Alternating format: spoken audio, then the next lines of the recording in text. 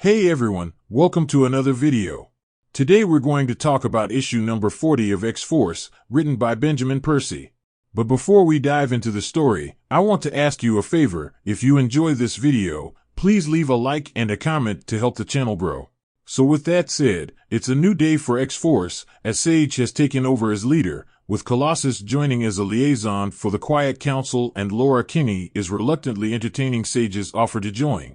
But just as things were getting started, all of Sage's plans went out the window when an aged Quentin Quire, who was once believed dead and unable to be resurrected, emerged from a time portal asking for X-Force help. So with that said, this issue opens up with an extremely aged Quentin Quire emerging from a portal screaming about an impending doom. So as Quentin continues to rage out, the team just stares on in disbelief as Sage struggles to believe that he is who he says he is, due to the manner in which he aged. So as Quentin and the team are at an impasse, Deadpool questions if this guy was just a figment of his imagination, but see, Quentin was indeed who he claimed to be, for in a display of power, he trapped Deadpool in a floating balloon and lifted him off the ground and into the air, as he voices his surprise in the team for replacing him with Deadpool, and even brings up a reference to the original cast of X-Force. So with everyone now believing him, Omega Red was still upset that his friend Deadpool was still trapped. So with his tentacles at the ready, Omega Red charges in to attack Quentin to save his friend in need. But just like Deadpool, Quentin was able to restrain him with constructs made to look like rope.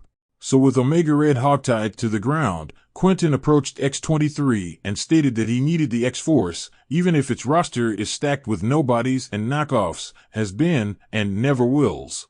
So with X-23 claiming that she has nothing to do with any of them, Sage interrupts them and states that she has no idea where he has been. But see, the question isn't where he has been, the correct question was when he was. But unfortunately, he didn't have time to explain these pressing and complicated circumstances to them. Because in his words, right now he is the one who will be asking questions. But just as he states that, a massive tentacle emerged from the portal gripping Omega and pulls him through. So with panic setting in, the team rushes towards the portal, questioning what the heck was that creature, and where does that portal go? But with this Quentin being unhinged, he proceeds to yell out, "Why do you think I'm here? It's better if I just show you," and just like that he pushes them into the portal and jumped in behind them. On the next page, we are transported to a dystopian future where everything is destroyed, and Beast is revealed as the one responsible for this devastation.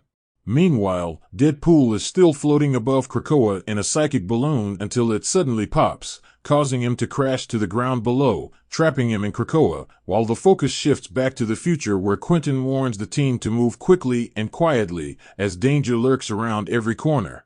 But unfortunately, as for Omega Red, it might already be too late for him, and because of that, they need to get out of sight. However, before Quentin can reveal who they are hiding from, Colossus suddenly collapses due to the side effects of time travel. So with the big man down, Quentin quickly creates a construct to carry Colossus, and the team rushes him to safety. In the midst of this chaos, Domino and X-23 spot Omega Red being dragged away by creatures who resemble Beast. So with the two women being the heroes they are, they dive into battle, trying to fight off the creatures, but with little success. Just as things seem dire, Quentin arrives on the scene to save them. So with one of the two creatures blown away, the other was able to escape with its bounty during the chaos that took place. Now with their cover blown, Quentin quickly leads the team away to a safe place to hide as the Beast Priest patrols the area. And once we get there, we see the ragtag team of rebels hiding in the shadows. And to my surprise, the person who was leading this resistance was a severed Wolverine head trapped inside a robot. So with that established, we get a small look at how everything came to be in this timeline. Basically, Beast rose to power by using fear, and the way he did it was by using fear to make believers to follow him, much like how most religions do it. Because by giving the people a punishment to be afraid of, he manages to keep them all in line as if he was their new god. So with him carefully cultivating fears throughout time, he manages to push his plans to the next level and wipe out most of the humans to the point of extinction. So once they were wiped out, the mutants were next on the list, as Beast turned against his own people and started to do the same, which caused a war that stretched throughout the centuries. And while all this was going on, he proclaimed himself a god among mutants. So following that, we get a data page that explains what happens to Kid Omega following his encounter with Cerebrax. Because as we all know, after Cerebro became sentient and corrupted, it ended up fusing with Krakoa itself and rose up into a towering organic monster. Until Kid Omega plunged himself into the heart of said monster, destroying it in a psionic blast. So in that explosive moment, Cerebrax and Kid Omega experienced a convergence, and Quentin found himself both rattled and entranced. He was an Omega-level mutant who always felt like he belonged in the shadow of Jean Grey. But with this sudden access to the timeline, he saw his potential for true greatness. In the hands of an Omega, Cerebrax would be a tool, a weapon. He witnessed a terrible glimpse of the future and extricated himself from the present to investigate further the threats that awaited mutant kind. So with that said, the body and the mind of Kid Omega thereafter vanished from the present as he wiped all traces of himself from the cradles, because ultimately he did not wish to be replicated in his absence. For in his words, there is only room for one Quentin Quire. So following that information dump, we pick up some time later as the X-Force and Rebels prepare for their assault on where they were keeping Omega Red. And the crazy part about this is that no one really has a plan to speak of, and this attack is based solely on the principle that for years they have waited for the cavalry to arrive, and if this is what the cavalry wants to accomplish, then this is what the rebels will do. So before they storm the base, Sage grabs Quentin and takes him to the side to check in on him to see how he was doing over the years, and to find out exactly how old he actually is. And according to him, he doesn't even know himself how old he actually is, for he was fighting this war for an extremely long time, and because of that, the pressure of time has begun to weigh on him, to the point where he just needed help from those he trusted, from those he called friends, for he was simply just getting tired of life and doing it on his own. So with that said, Sage tells him to leave the assault to them, for he had carried the weight for a long time and they are there to share the load. Now following that, X-23 went up to Colossus and asked how he was feeling, in which he responds by saying, "Still a little disoriented, but physically you can count on me." So with Colossus up to the job and ready to go, X-23 goes on to tell Quentin to just read her mind after she enters the base, and relay the info to the rest of the crew.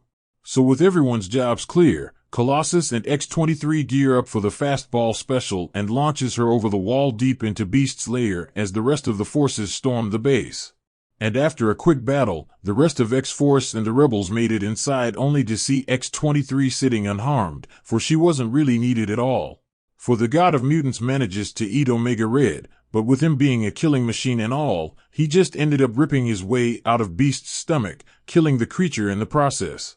So with the so-called God of Mutants dead and gone, the X-Force thinks that the day is saved and all that is left is to return home. And that was when Quentin began to let out a deep laugh, for he explains that this is far from being over, for he states, by saving the end of things, we might have created a new beginning. But the old beginning still needs to end, for he said before that this beast had become the god of all mutants, but there are still other beasts out there. Because the beast of their timeline has planted various versions of himself to influence the future.